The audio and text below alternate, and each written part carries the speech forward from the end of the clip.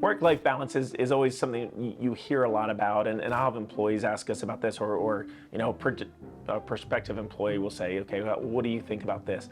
And really at Tetramer, we've always said, we're not prescriptive. I think Richard Branson had used the phrase of a yin-yang policy on work-life balance, and I like that idea of it's not a wall. At 5 o'clock, I don't just walk away and stop thinking about work.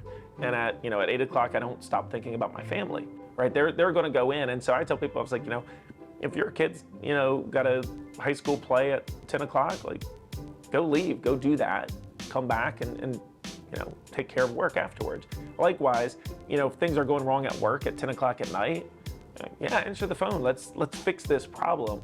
And I think a lot of people put artificial barriers between that. So, and I coach high school wrestling. I coach flag football. I have 5 kids, and for me, I'll get up at 4 o'clock in the morning and work, and then at 3 o'clock I leave work and go coach wrestling for 3 hours, and I come back and we just get it done.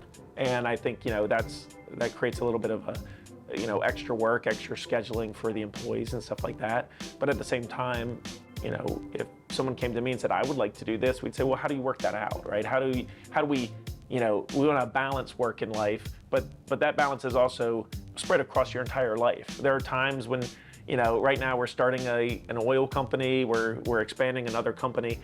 Right now, my work-life balance has probably shifted a little bit too much towards work, but I know, 6 months later, we'll move back in another direction. And I think that's the idea, is just to be agile. You can be agile with project management, you can be agile with work life. And when you spin a ball on your finger, you don't just sit still, right? You move with it a little bit. And I think that balance is the same thing. You're always kind of juggling that. It doesn't need to be rigid.